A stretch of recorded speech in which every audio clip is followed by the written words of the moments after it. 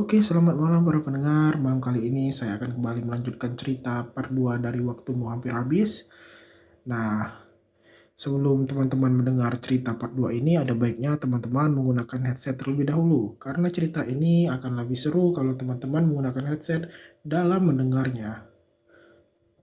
Baiklah, tanpa berlama-lama, marilah kita simak ceritanya. Di part 2 ini ada tajuknya teman-teman, yaitu Melanggar Petua. Marilah kita simak ceritanya. Petualangan Aryo dan ketiga temannya, Yudi, Rahmat, dan Fajar berlanjut. Kicauan burung, terik matahari, dan hembusan angin menyambut kedatangan mereka berempat. Di awal perjalanan ini, Rahmat berada paling depan, disambung Fajar, Yudi, dan Aryo berada di belakang. Jalanan masih landai di awal pendakian. Ladang penduduk yang masih asri pun tak luput dari pandangan mereka. Sesekali Aryo memperhatikan gadis-gadis desa Tule yang sedang ikut berkebun orang tuanya. Wajahnya lugu dan masih bersih dari hiasan make up yang membuat Aryo kagum memandangnya. "Ayo tenan rek," ucap Aryo yang berarti cantik banget. Salah satu di antara gadis itu tersenyum melihat Aryo. Nampaknya ia menyadari jika ada yang memperhatikannya. Aryo salah tingkah melihatnya. "Hati-hati mas," ucap gadis itu. "Iya mbak," jawab Aryo sambil tersenyum lebar di wajahnya. Keramahan warga lereng gunung memang tidak ada duanya. 2 jam perjalanan mereka tempuh dengan lancar, sampai akhirnya sayup-sayup Aryo mendengar suara alunan gemelan yang entah dari mana asalnya. Saat itu ia menganggap jika suara gemelan itu berasal dari perkampungan warga di bawah. Namun lambat laun suara itu semakin jelas seiring langkahnya yang kian naik. Sambil tetap berjalan, Aryo mulai memperhatikan dan menelisik di setiap sisi hutan yang bisa ia lihat. Aryo melihat ketiga temannya di depan, sepertinya mereka tidak mendengarkannya. "Di bawah lagi ada acara ya?" tanya Rahmat. Aryo terkejut dengan pertanyaannya, ternyata Rahmat juga mendengarnya. "Acara apa?" tanya Yudi. "Nikahan mungkin, dengar aja tuh suaranya." "Suara apa Mat?" tanya Fajar. "Gamelan, emangnya kalian gak dengar?"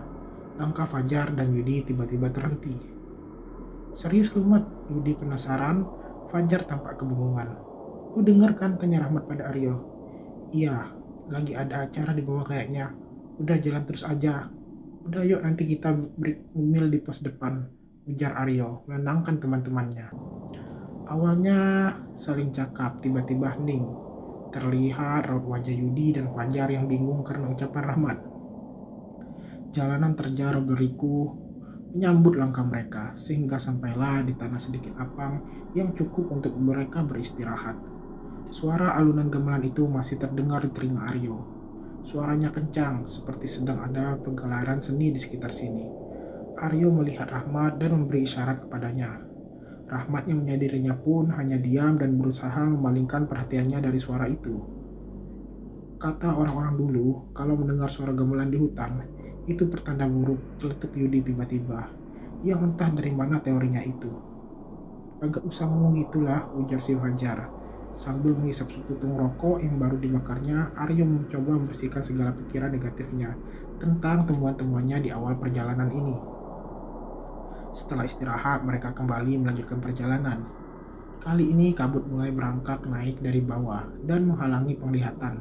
Tidak lama dari tempat istirahat ternyata pos 2 sudah dekat. "Lanjut yuk." "Baru jalan bentar," ucap Rahmat. Semuanya mengiyakan. Alunan gamelan yang terus menyertai, yang hanya didengar Aryo dan Rahmat, tiba-tiba bau wangi datang bersamaan dengan angin yang tiba-tiba muncul. Kali ini semuanya menyadarinya. "Harum bau parfum siapa ini ya?" tanya Fajar. "Ya gue juga nyium baunya," ucap Yudi. "Ada pendaki kali di depan," ujar Yudi. "Ya udah jalan lagi aja, nanti juga ketemu pemilik bau wangi ini," ucap Aryo sambil mengajak berjalan lagi.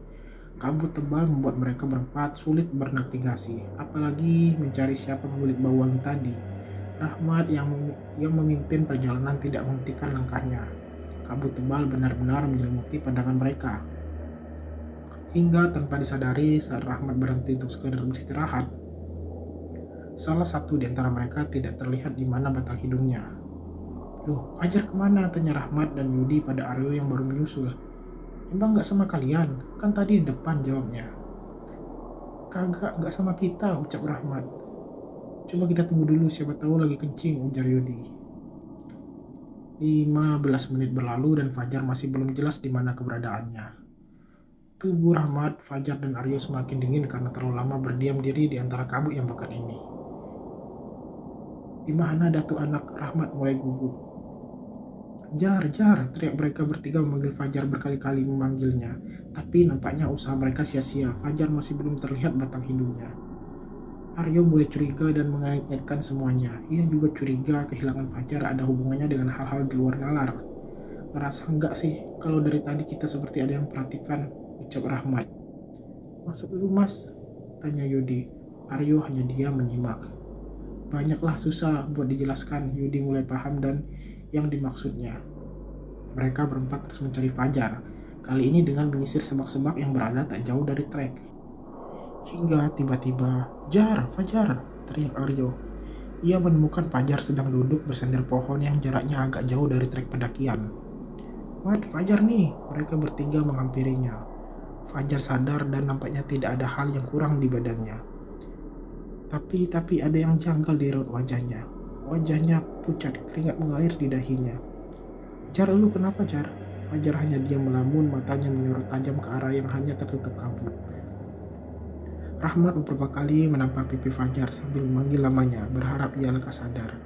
Tapi usahanya sia-sia, Fajar masih mematung yang entah apa sebabnya. Aryo membongkar tasnya, ia mengeluarkan kompor dan netsting, lalu merebus air hangat, sementara Yudi dan Rahmat membalurnya minyak angin ke Fajar. Ada rasa takut dalam diri Aryo saat ia berusaha meminumkan air hangat ke mulut Fajar. Ia yakin jika Fajar begini karena ulah mereka yang tak bisa dilihatnya. Rahmat terlihat mulai membaca rafalan-rafalan yang Aryo juga tidak tahu apa yang dibacanya. Hal yang sama terlihat pada Yudi, ia berdoa dan hanya meminta pertolongan kepadanya. Hingga kurang lebih 1 jam, Fajar menunjukkan perubahannya. Mat, di mana ini? Begitu pertanyaan yang muncul dari mulutnya. Jar, selamat, di Gunung Selamat, jawab Rahmat. Lalu kenapa, Jar? Aku lupa, tapi tadi ada orang yang minta tolong, ucap Fajar terbata-bata.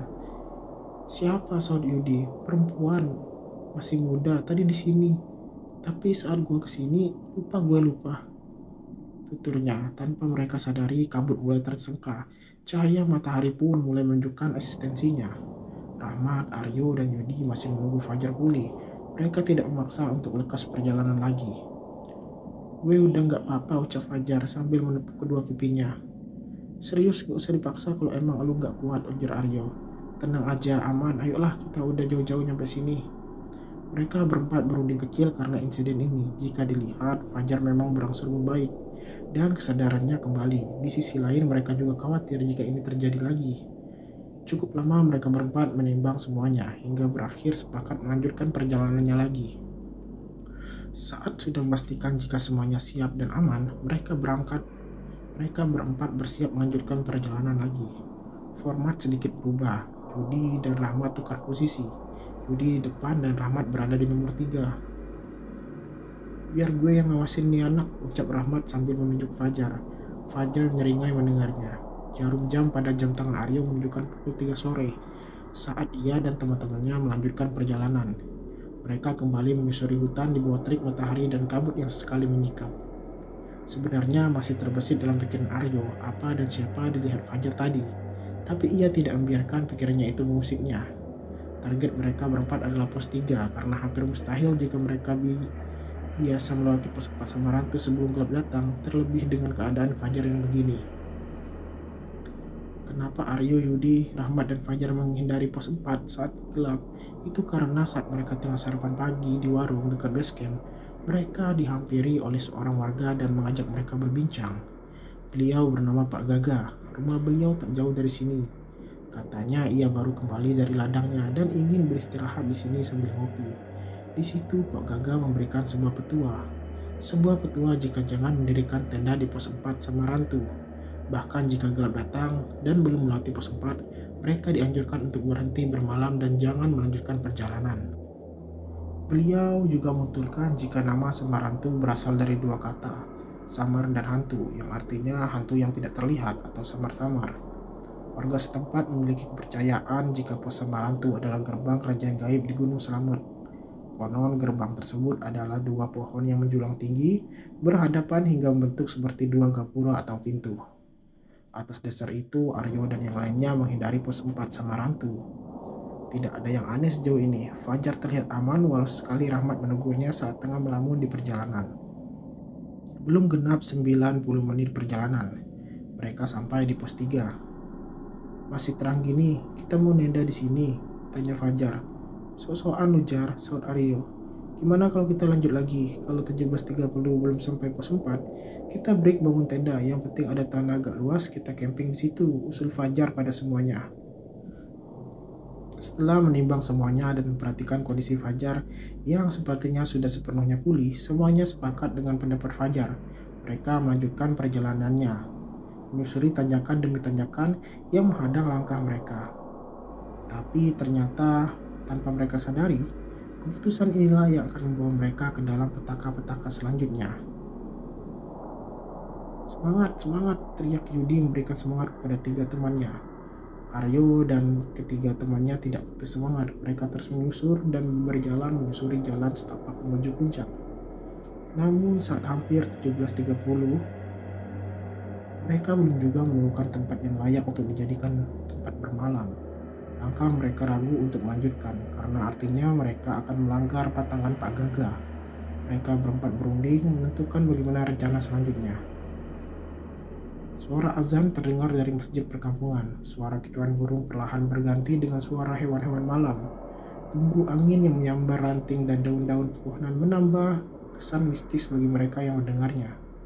Suasana yang awalnya terang berkat cahaya matahari, kini menjadi gelap, sangat gelap, seperti gelapnya moral para koruptor di negeri ini. Sedikit kidding. Oke, kita lanjut lagi ceritanya. Lanjut, ucap Rahmat, Bismillah yuk, jangan putus memanjatkan doa, terang si Aryo. Mereka melanjutkan langkahnya. Dari sini Rahmat kembali mengambil alih. Ia berada di depan sebagai leader perjalanan, diikuti ketiga temannya di belakang. Jar, aman kan? Tanya Aryo. Aman yuk, tenang. Tiba-tiba langkah Rahmat melambat. Langkahnya tergopoh-gopoh sangat kelelahan. Lu kenapa, Mat? Tanya Fajar. Capek aja, jawabnya. Semua terlihat aman hingga tiba-tiba Aryo melihat hal aneh pada Rahmat. Di antara gelapnya malam yang hanya dibantu cahaya lampu, Aryo terkejut dengan sesosok anak-anak dan balita dengan rambut jarang-jarang sedang bergantung di kerir Rahmat. Kulitnya tersayat-sayat penuh darah, badannya terkatung-katung mengikuti langkah kaki Rahmat. Mat, aman? Tanya Aryo, walaupun ia tahu sebenarnya apa yang menimpanya. Capek berat banget kerir gua tiba-tiba. Aryo bingung bagaimana caranya ia bisa memberitahu Rahmat jika ada sosok anak-anak sedang ikut dengannya di kerir. Ia bingung bagaimana memberitahukannya tanpa diketahui Fajar dan Yudi. Aryo memiliki pikiran ia ingin melemparnya. Aryo mengambil ranting kayu yang ia temukan di dekatnya, kemudian dilemparkannya ke arah sosok anak-anak itu. Plak! Apa sih Leo? Tegur Yudi yang mengetahui Aryo melempar Rahmat. Aryo melemparnya beberapa kali. Bukannya terusik, yang ada Rahmat malah emosi padanya. Kenapa sih yo? Tanya Rahmat kesal. Gak apa-apa, iseng, jawab Aryo sambil tertawa kecil. Tapi yang terjadi malah membuat Aryo takut. Sosok anak-anak tersebut menoleh ke arahnya. Aryo takut bulu kuduknya meremang seketika. Pasalnya walau badannya seperti anak-anak, tapi wajahnya terlihat tua. Ia menyeringai dengan darah yang mengalir dari mulutnya. Aryo tidak asing dengan makhluk yang ia lihat dengan mata kepalanya ini. Tapi siapa? Makhluk apa? Aryo berusaha mengingatnya. Ya, tidak salah lagi. Bentuk dan wajahnya mirip Hobbit, makhluk kerdil yang ada di film Harry Potter. Bingung dan takut berkecamuk jadi satu dalam benak Aryo. Tidak berhenti di situ, Aryo baru saja menyadari jika sosok yang sama terlihat datang lebih banyak lagi, mengikuti perjalanan di kanan dan kiri jalan. Bahkan beberapa mengganggu langkah kaki Yudi. Beberapa kali menyebabkan Yudi tersandung. Menurutnya ini disebabkan oleh terjalnya jalan atau salahnya saat menginjak tanah atau bebatuan. Tapi tidak, mereka yang membuatmu tersandung, ucap Aryo dalam hati. Aryo semakin takut melihatnya, kakinya gemetar, keringat dingin mulai ia rasakan. Segerombolan makhluk kerdil itu terus mengiringi perjalanannya, tapi hanya Aryo yang melihatnya. Ia menahan rasa takutnya sendirian. Ingin sekali rasanya berteriak, tapi lagi-lagi keberaniannya menahannya. Ia hanya mau berdoa dan bermunajat kepada Yang Maha Kuasa agar yang lapang mengelilinginya segelas sitnah. Bismillahirrahmanirrahim, aku berani. Raunak sing luwih dhuwur, Gusti Allah. Bismillah. Yang berarti bismillah, aku berani. Tidak ada yang lebih tinggi dari Allah. Ucap Aryo di dalam hatinya. Bagaimana bisa aku menemukan hal seperti ini di sini? Aryo masih belum menerima jika ia harus dihadapkan dengan hal-hal seperti ini. Seberapa kuat Aryo, rasa takut tetap datang menyelimuti otak dan perasaannya. Aryo kesal dan takut. Lagi-lagi ia hanya bisa memendam rasa takutnya sendirian. Mat, Di, Jar. Ingin rasanya Aryo memanggil mereka dan menceritakan apa yang ia lihat. Butiran air terasa keluar dari kelopak matanya. Aryo menyeka setiap air yang keluar dari kedua matanya. Oke, para pendengar, part 2 sudah selesai sampai di sini ceritanya. Dan bersambung lagi ke part 3. Di mana perjalanan Aryo, Rahmat, Yudi, dan Fajar semakin tidak menemukan di mana ujungnya. Langkah yang semakin jauh dan malam yang semakin larut malah membawa mereka ke sebuah tempat yang tidak pernah terpikirkan sebelumnya oleh mereka. Nah, cerita ini akan kita lanjutkan di part 3-nya. Cerita Aryo dan ketiga temannya yang akan terus berlanjut. Baiklah teman-teman, sampai di sini dulu perjumpaan kita di Suara Malam. Sebelum teman-teman menyelesaikan atau keluar dari video yang saya buat ini, ada baiknya teman-teman menyupport saya dengan cara subscribe, like, dan komen agar saya lebih semangat mengupload cerita-cerita horor lagi dan channel ini terus berkembang ke depannya. Baiklah, mungkin sampai di sini perjumpaan pada malam hari ini. Saya Fer mengucapkan selamat malam dan wassalamualaikum warahmatullahi wabarakatuh.